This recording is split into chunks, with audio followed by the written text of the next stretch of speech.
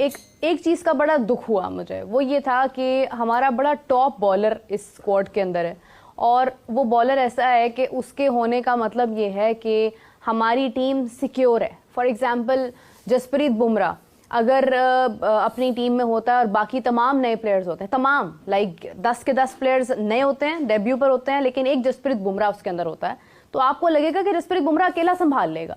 हमारे पास जसप्रीत बुमराह तो नहीं है, लेकिन हमारे पास कुछ और नाम हैं, मिसाल के तौर पे शाहीन है, हारिस रऊफ है, नसीम शाह है, लेकिन शाहीन के होते हुए भी शाहीन की प्रेजेंस नजर नहीं आई है। ये बहुत अलार्मिंग सिचुएशन है हमारी फास्ट बॉलिंग के लिए।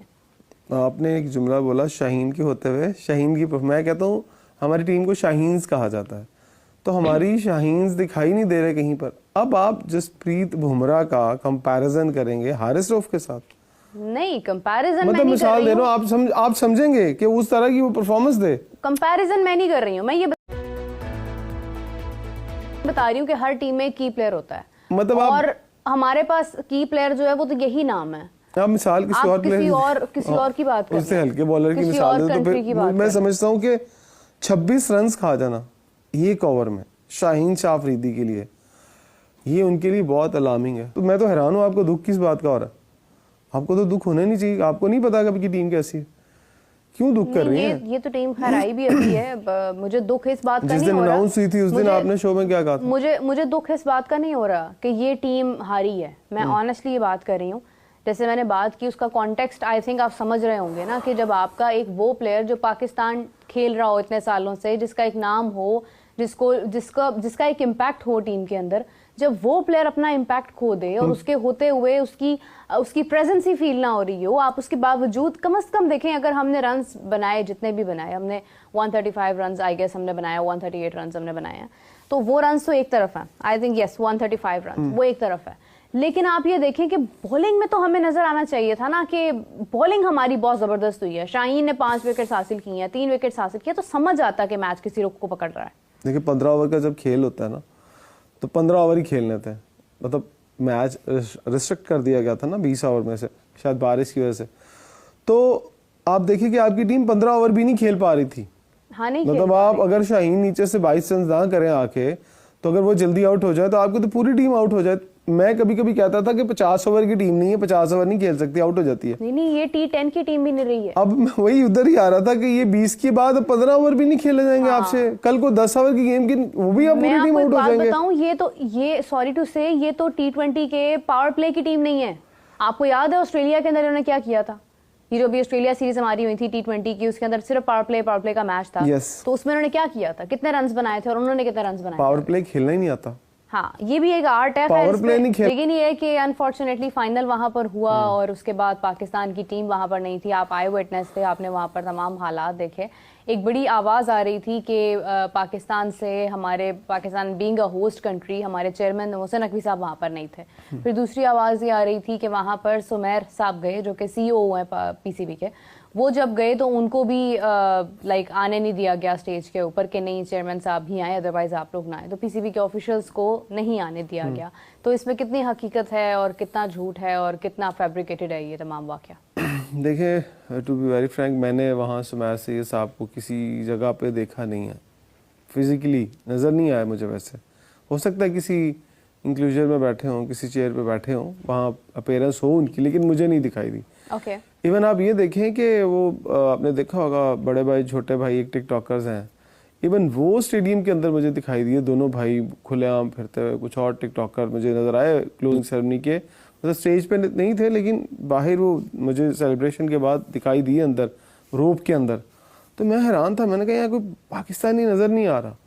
अगर सुमेर साहब वहाँ अंदर होते तो यकीनन मुझे दिखाई देते, क्योंकि मेरा काम ही यही था कि मैं देखूँ, ऑब्जर्व करूँ, बट मुझे नहीं दिखाई दिए। लेकिन वहाँ पर जो मजाक उड़ाया इंडियन ने हमारा, मैं वहाँ शर्मिंदा था कि यार तो क्या फूलों के हार डालते हमें? नहीं, कम से कम चेयरमैन साहब, देखिए चेयरमैन साहब को बड़े दिल के साथ वहाँ जाना चाहिए था। जितनी बड़ी मर्जी मसरूफियात थी, आप बहुत सारी मसरूफियात एक दिन में आप सेहत के मामलात उनके खराब थे, बस फिर आप देख लें कि सेहत के मामला, अल्लाह ताला उनको सेहत दे, हम दुआ कर सकते हैं और क्या कह सकते हैं।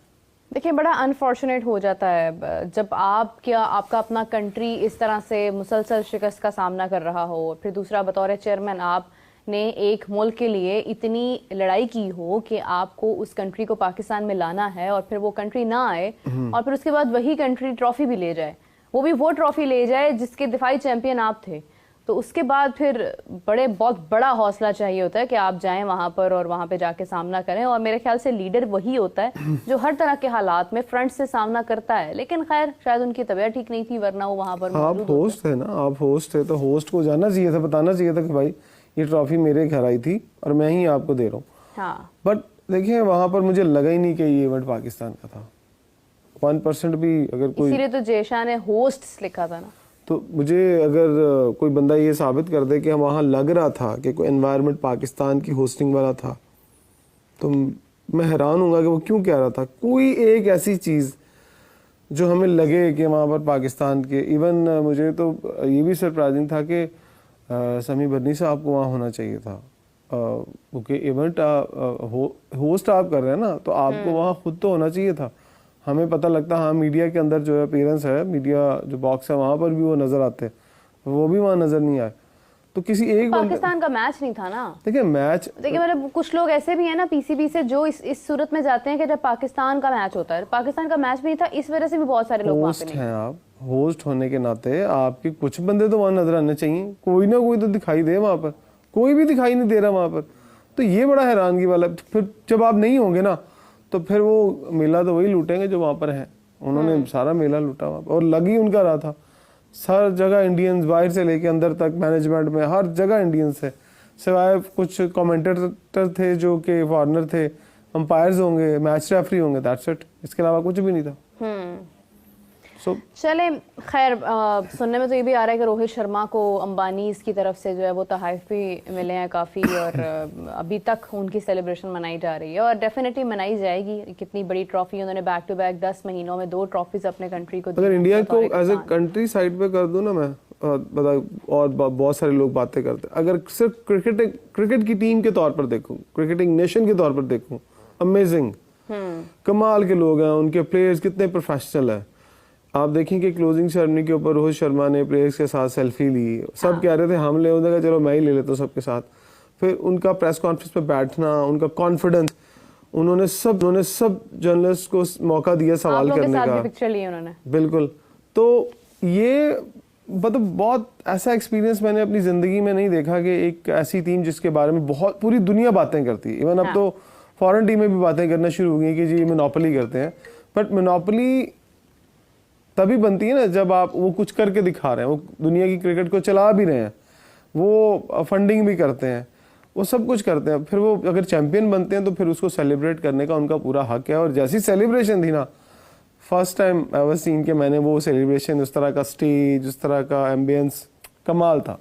मैं तो कह रही थी अच्छा हो गया, चले इंडिया वहीं पर यूएई में ही उन्होंने फाइनल किया कि दुबई के अंदर जाकर मैचेस विन करेंगे, क्योंकि अगर पाकिस्तान में यहाँ तो सेलिब्रेशन भी यहाँ पे सेलिब्रेशन भी नहीं होती, यहाँ पे वो एनर्जी ड्रिंक जो है ना उसको कोई शायद करते हैं, क्योंकि यहाँ पे डिफरेंट तरह के इंतजाम होते हैं। लेकिन खैर चले, मजाक एक तरफ है, पाकिस्तान की टीम आज एक बार फिर शिकस्त हुई। बड़ा दुख हुआ मुझे देखकर। मैंने मैच तो देखा नहीं क्योंकि मेरी हिम्मत नहीं पड़ी थी कि मैं मैच देखूं और मैं अपना मूड खराब करूं, मुझे वक्त से पहले रोजा लगने लग जाए रखने के फौरन बाद।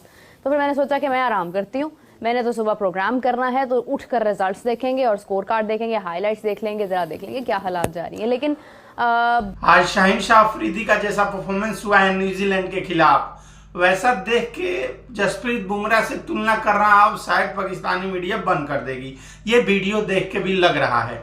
लेकिन बात करें पीसीबी की, तो पीसीबी का हाल ये है कि पीसीबी जो है वो वहां के सोशल मीडिया को फॉलो करके टीम बनाती है। पाकिस्तान क्रिकेट बोर्ड जो है पाकिस्तान की सोशल मीडिया को फॉलो करती है, क्योंकि जो ट्रेंडिंग में रहता है उसको टीम में रखती है और जिसको क्रिटिसाइज किया जाता है उसको बाहर कर देती है। जैसे देखिए 1 साल कप्तान बने हुआ मोहम्मद रिजवान को, वो चैंपियन ट्रॉफी हारे, ऑस्ट्रेलिया से सीरीज हारे, साउथ अफ्रीका से सीरीज हारे, उनको बाहर कर दिया गया। ठीक है, अब शाहीन शाह अफरीदी आज जो 1 ओवर में 26 रन खाए हैं, उसके बाद समझ जाइए इनकी टीम में आखिरी ही चल रहा है। टेस्ट से बाहर हो ही गए हैं, आप देख लीजिए, तो क्या बोलते हैं, वनडे से बाहर हो ही गए, T20 बचा था लास्ट, इससे भी ये हाथ धो बैठेंगे।